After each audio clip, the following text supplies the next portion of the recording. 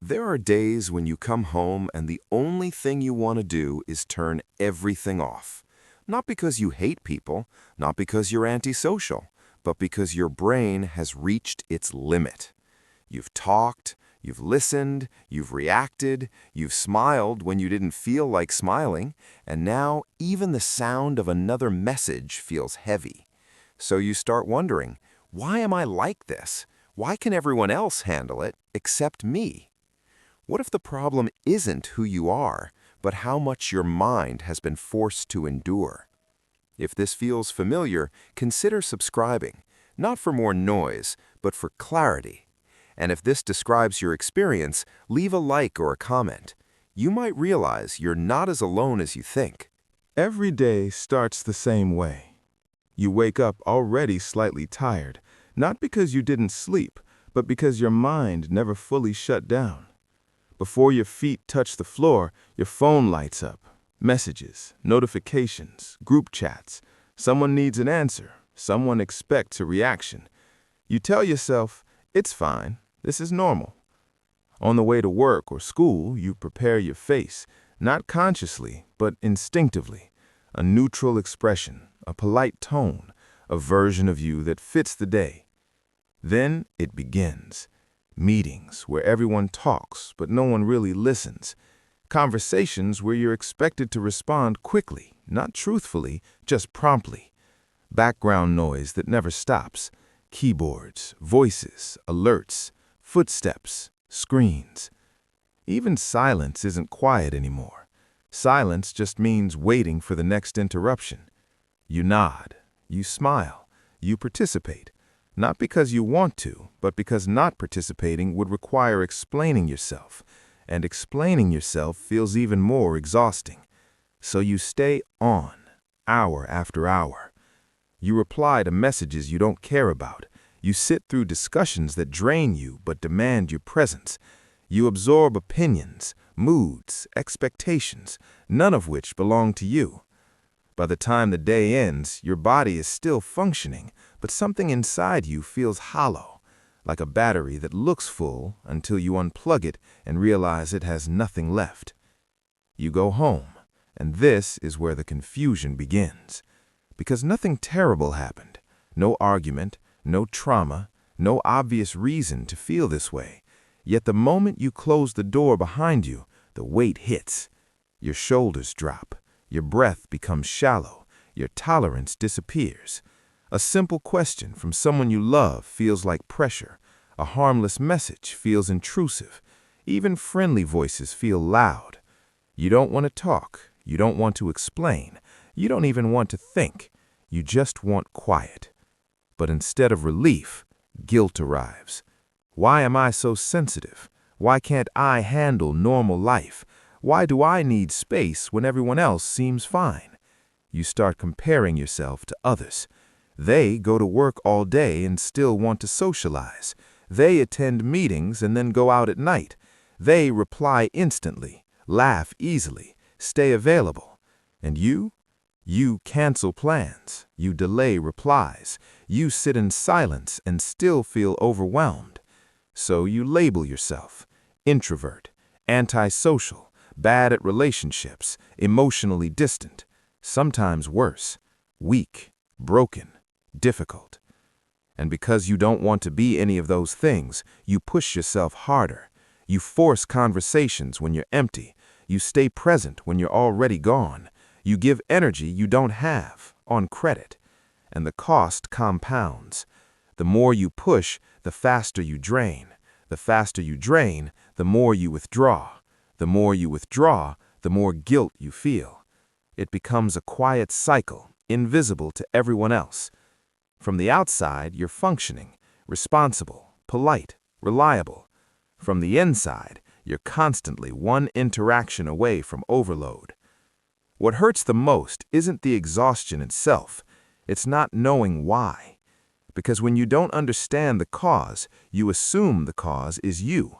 You start believing there's something fundamentally wrong with your personality, that you're not built for this world, that you're failing at something everyone else learned naturally.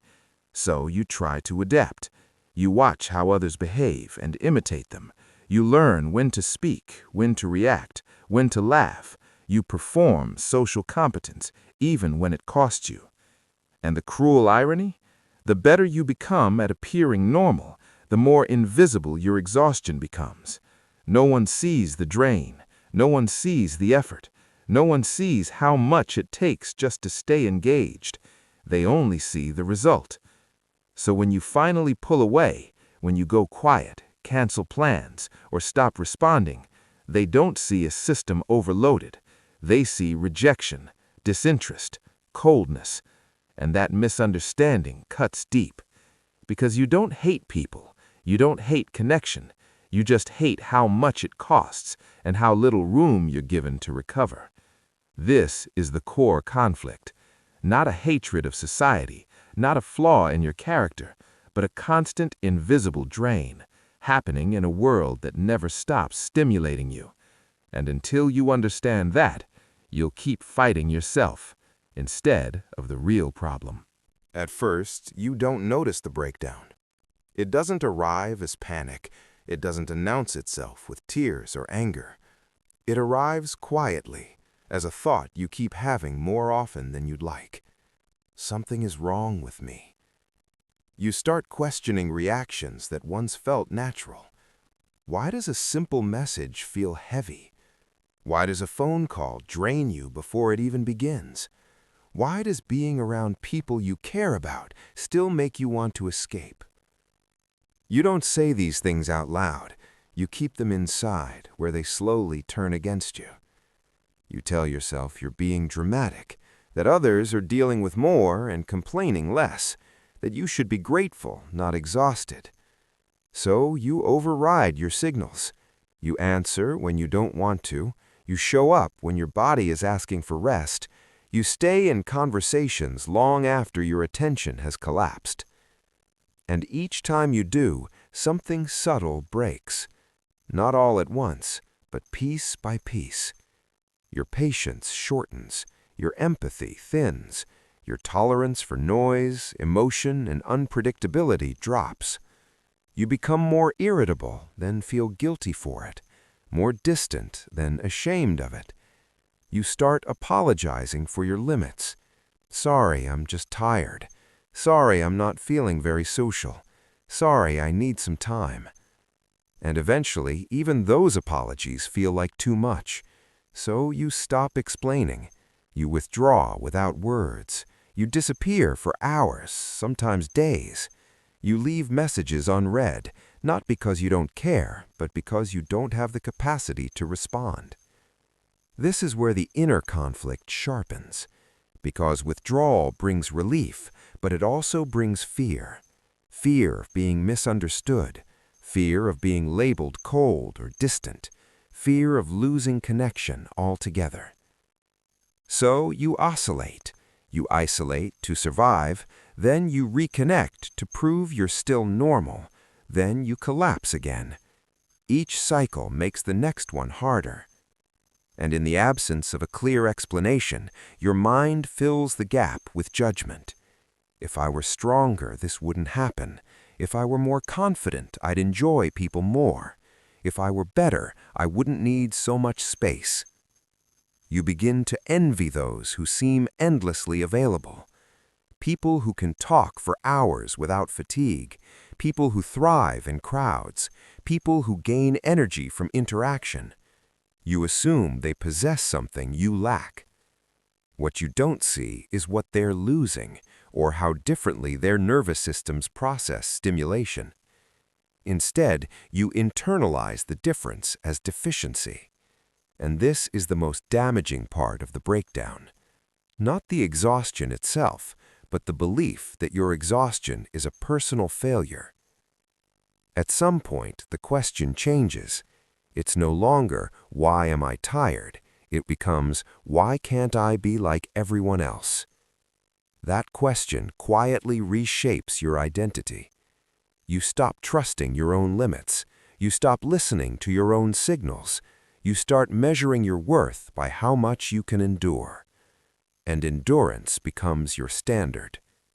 Not well-being, not clarity, not peace, just endurance. You survive your days, you push through conversations, you perform connection without feeling it. And when you finally reach your limit, when you snap, shut down, or disappear completely, you don't see it as a warning, you see it as proof. Proof that you're broken, proof that you can't handle life, proof that you don't belong in a world this loud. This is the moment many people get stuck in, trapped between needing connection and being destroyed by too much of it. And without understanding what's actually happening inside your mind, you keep blaming yourself for a system that was never designed to protect you. Here's the shift most people never make. They assume exhaustion comes from who they are, their personality, their confidence, their social skills. But in reality, exhaustion comes from what they're exposed to. Not all fatigue is emotional. Not all withdrawal is psychological. Much of it is neurological. Your brain is not an abstract idea. It's a biological system with limits. Limits that modern life ignores completely. For most of human history, stimulation was intermittent. Conversation happened in small groups. Silence was common. Solitude was built into daily life. Your nervous system evolved for that world, not for endless notifications, not for constant social feedback, not for environments where you're expected to be reachable at all times. This is where the misunderstanding begins. We use words like introversion and extroversion as if they explain everything. They don't. Introversion describes how you recharge, not how much stimulation you can tolerate before breaking down. Two people can both be introverted and have completely different thresholds. Two people can both be extroverted and still become overstimulated. The real variable is stimulus load. How many inputs your brain is processing at once. Sound, faces, expectations, emotional cues, decisions, micro-responses. Each one costs energy. Individually, they seem harmless. Collectively, they overwhelm the system. Think of your mind like a processor. Every conversation is a background app. Every message is a notification. Every social expectation is a task running silently. You can't see them, but they're consuming resources. Eventually, the system slows down. Focus drops. Tolerance shrinks. Irritation rises. And when the processor overheats, it doesn't explode. It shuts things down. This is what withdrawal really is. Not avoidance, not rejection, a protective shutdown. Your brain isn't saying, "I hate people." It's saying, "I can't process any more input right now." But because we don't talk about stimulus management, we misinterpret the signal. We call it weakness. We call it social behavior. We call it emotional immaturity. In reality, it's a nervous system hitting its capacity. Here's a critical distinction. Energy is not lost equally. Some activities drain your body, some drain your emotions, and some drain your attention. Social interaction, especially modern social interaction, drains attention relentlessly. You're not just talking, you're monitoring tone, reading expressions, adjusting responses, predicting reactions, managing impressions. Your mind is multitasking constantly. And unlike physical fatigue, attention fatigue doesn't announce itself clearly. It disguises itself as irritability, brain fog, loss of motivation, desire to escape, which is why people miss it. They rest physically, but stay stimulated. They sleep, but wake up tired. They take breaks, but fill them with screens. The stimulus never stops, so recovery never begins. This is why being alone doesn't always help. If your solitude is filled with noise, content, messages, or information, your brain is still working, still processing, still reacting. Real recovery requires a drop in input, not entertainment, not distraction, reduction. This is what stimulus management actually means. Not isolating yourself from the world, but regulating how much of it reaches you. And here's the most important part. There is nothing wrong with needing that regulation. You are not defective because your system overloads. A computer that overheats under extreme load isn't broken. It's responding exactly as designed. The problem isn't the processor. The problem is the workload and the lack of cooling. Once you understand this, something fundamental changes. You stop asking, "What's wrong with me?" and you start asking, "What am I exposing my mind to and for how long?" That question leads to solutions. But before solutions, there's one more shift you need to make, because even when people understand overload, they still blame themselves, not consciously, but emotionally.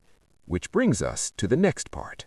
Once you see stimulus overload for what it is, the story you've been telling yourself begins to collapse.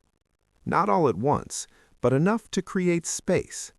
Because if exhaustion is a response, not a flaw, then the problem isn't your character, it's the environment you're trying to survive in.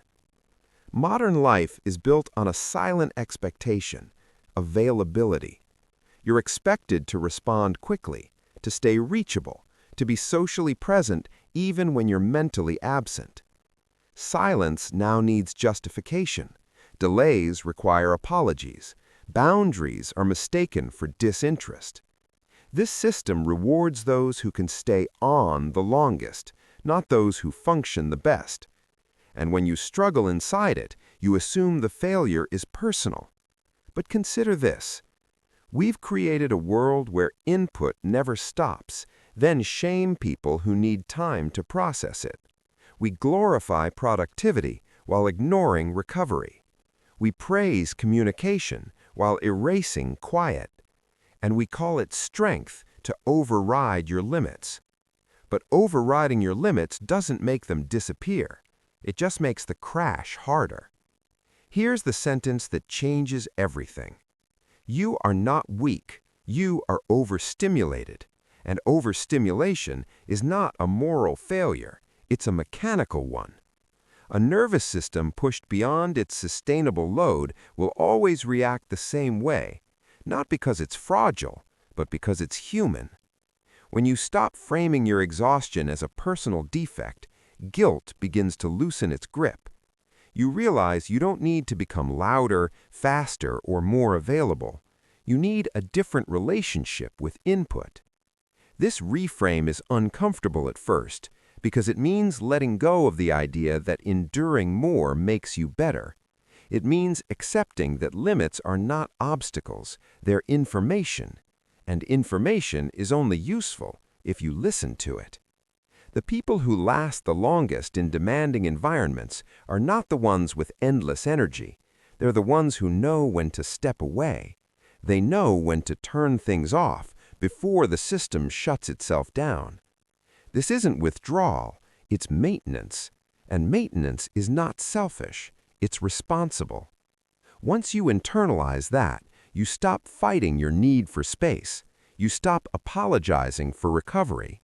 You stop interpreting silence as failure. Instead, you begin to ask a different question. How do I protect my energy without disconnecting from the world entirely? That question leads us out of theory and into practice, because understanding overload changes nothing if you don't change how you respond to it. So now we move to what actually works, not vague advice, not personality labels, but concrete exits built into your day. Understanding overload is important, but understanding alone won't save you. Insight without structure still leads to burnout. What changes everything is building exit doors, small intentional breaks that interrupt the drain before it becomes collapse. Not escape, not isolation, controlled reduction. There are two exits that work consistently because they respect how the nervous system actually recovers. Exit door 1.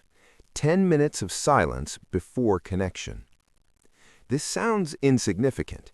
10 minutes feels too short to matter, which is exactly why most people skip it. But those 10 minutes act like a pressure valve.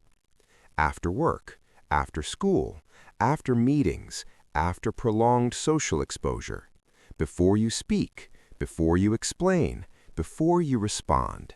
You stop. No phone, no conversation, no information.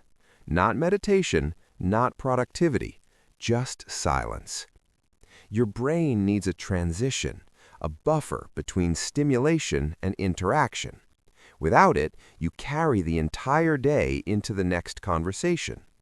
That's when small questions feel heavy. That's when loved ones feel demanding. That's when irritation appears out of nowhere. Those 10 minutes are not about relaxation.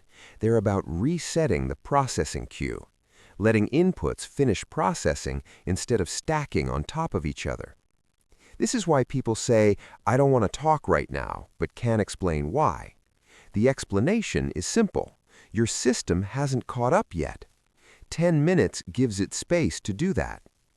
And here's the important rule. You don't justify it.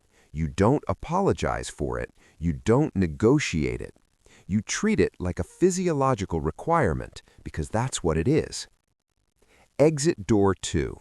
One non-negotiable no-contact window daily. This is where most people resist because it sounds extreme. One full window each day where you are not socially available. No messages, no calls, no meetings, no conversations, not even just a quick reply. This window doesn't isolate you from life. It restores your ability to engage with it. Think of it like charging a device while it's turned off. If the screen is still on, charging is inefficient. The same is true for your mind. Partial availability is still availability, and availability still drains attention. This window doesn't have to be long, 30 minutes, an hour. What matters is its clarity. Your nervous system recovers best when it knows it is truly off duty. This is especially important for people who are emotionally attentive, people who feel responsible for others' reactions, people who read between lines. For them, even passive presence costs energy. This window gives your system a guarantee. Nothing will be required of you right now. And that guarantee changes everything. Applying this without damaging relationships. The fear isn't about silence. The fear is about being misunderstood. So you communicate once clearly, not every time, once. You explain that this isn't withdrawal, it's regulation, that this space allows you to show up better, not less. Healthy people adapt. Unhealthy systems demand constant access. This distinction matters. When you protect these exits, something subtle happens. You stop collapsing at night. You stop snapping unexpectedly. You stop disappearing without explanation. Because you're no longer forcing endurance, you're managing load. And when load is managed, connection becomes possible again. Not forced, not resentful, but intentional. Which brings us to the final shift, because the goal was never to escape the world. The goal was to stay in it without losing yourself. The goal was never to disappear. You don't need to withdraw from society. You don't need to become unreachable. You don't need to choose between solitude and connection. That choice is false. What you need is control over timing. Because energy isn't destroyed by interaction itself. It's destroyed by interaction without recovery. When you know you have space later, you can be present now. When your nervous system trusts that silence is coming, it stops panicking during stimulation. This is the difference between people who burn out and people who last. They don't endure more, they recover better. They understand that connection is a rhythm, not a constant state. Engage, withdraw, recharge, return. This rhythm is natural. Nature works this way. Breathing works this way. Muscles work this way. Only modern life demands permanence. Once you respect this rhythm, your relationships change. You listen better because you're not overwhelmed. You respond more honestly because you're not depleted. You stay longer because you're not forcing yourself. People feel the difference, not because you explain it, but because your presence is stable. And most importantly, you stop treating rest as something you earn after exhaustion. You treat it as something you schedule before collapse. This is what real self-respect looks like. Not pushing harder, not proving toughness, but designing your life around how your system actually functions. You're not here to win endurance contests. You're here to stay whole in a world that constantly asks for pieces of you. And when you do that, when you stop fighting your need for quiet, something unexpected happens. Connection stops feeling dangerous. If any part of this felt familiar, there's a reason. You're not alone in this experience. You're just rarely given language for it. Most people don't burn out because they hate connection. They burn out because they never get to recover from it. So before you label yourself as distant, cold, or difficult, ask a different question. Not what's wrong with me, but what drains me the fastest. Is it meetings where you have to stay alert for hours? Is it social gatherings where you perform more than you participate? Is it group chats that never really end? Pay attention, because the moment you identify the drain, you regain control. So I want to ask you something, and take a moment before you answer. When do you feel your energy drop the fastest? After meetings? After parties? After constant messaging? Write it down. Name it, because awareness is the first boundary. And boundaries are not walls, they're doors that let you decide when to open and when to rest. You're not rejecting the world, you're learning how to stay in it without losing yourself.